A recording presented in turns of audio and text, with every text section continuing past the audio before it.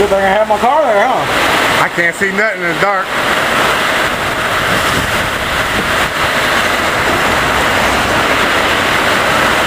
I can just see this little tree moving because the light shine on it.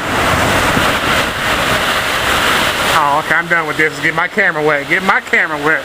I can only get 30 seconds. Cutlass. I've been trying to work on this car, but it's been the weather's been kind of crazy here lately. But I haven't done a lot to it. I'm just now really starting on it.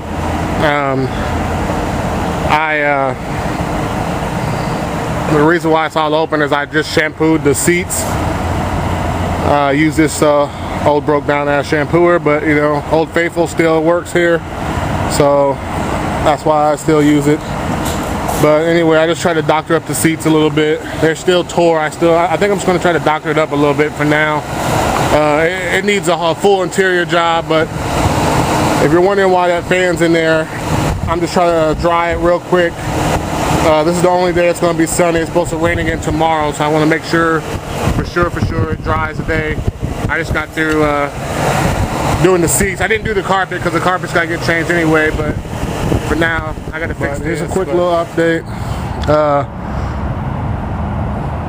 Here's the deal. When I first got this car, I only had the passenger side T-top. That's all I had. When the guys dropped the car off to do the trade, they act like they didn't know what happened to the driver's side, and oh, somebody must have stole it and this and that, and they'll find me one. And well, I kind of figured they wasn't going to give me one, so I ended up having to look for myself. I went through hell. I mean pure hell trying to get this driver's side T-top. I ordered one and they sent me the wrong one. They sent me one for a 79, and then come to find out, just to let everybody know, a 79 T-top will not go on the 78. The mount system is different. But after about a month and a half, I finally got my T-top in. Ordered it from a junkyard in Chicago, of all places, which is kind of funny seeing I'm from Illinois originally. But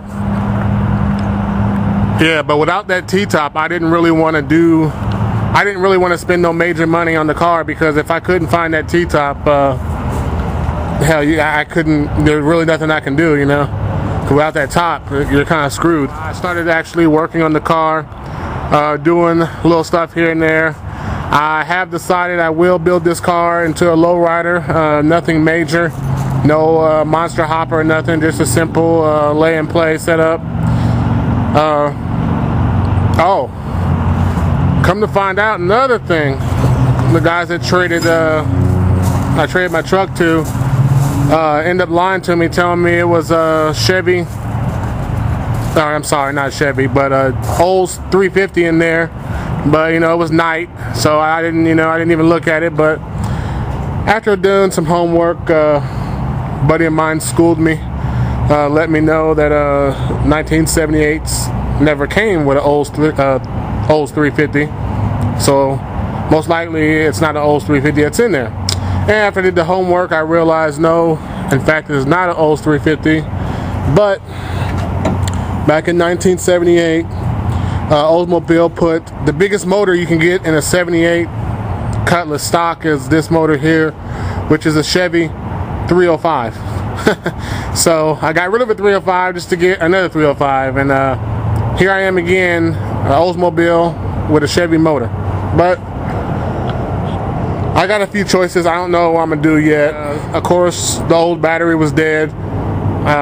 It barely had enough juice to even drive the car over there because it was about to explode. So I didn't want to go Optima this time. I usually put Optima in my car, but I'm on a budget on this car. I'm trying to keep this car low cost. I don't really want to spend too much money on it, so I just got regular Duralast gold battery. Like I said, this is the 305. I'm not sure what I'm going to do with it yet. I got some choices. I don't know if I want to even mess with this motor, but I kind of do, but I kind of don't, because it is the original motor. But at the end of the day, it is a 305. I'd rather have an Olds 350 in there, but you know, I can't see going out to a junkyard spending, you know, $500 to $700 on a Olds 350 motor and tranny, when I have a choice. I could actually take my Chevy. I have a Chevy 350. This is my parts car right here. I usually peel pieces off of this car for my other Caprice, but my other Caprice has small block 400 in it, so I'm not going to use this motor. This is just the motor that came with this car when I got it. It's a Chevy 350. I assume it's original. Who knows? I got a lot of chrome parts for this motor, which I'll probably never use because they all got ugly ass flames on them. I don't know. You know, I don't know if it runs. I don't know really nothing because this car pretty much got towed over here in the same shape it's in now. Yeah, so I could take this Chevy 350 motor and tranny out of here, get it rebuilt, maybe. Or you know, maybe I'm gonna have to get it rebuilt because you know I just don't want to rock it like that. And oh, I went to Pep Boys and got my skinny white walls. I couldn't stand the fat white walls anymore, so I got these 13-inch skinny white walls, brand new. That's why I love 13-inch rims and tires because they were only like 30 bucks each, you know. So yeah, I got 4 13-inch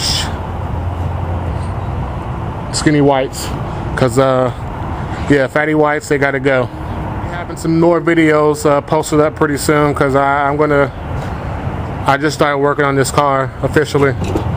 So I tried to shampoo the seats, but it didn't seem to do anything. It's still pretty old and crusty in there. I will replace the carpet for sure before I start driving it. But as far as the interior goes, the interior is pretty rough. But right now I'm just trying to get the car on the road, and rather than just try to redo the seats, I'm just going to wait until I redo the whole complete interior, and that'll be after I put the hydraulics on and stuff like that. So far, this is it. I still have to get it to pass emissions. I still have a few other things I need to do.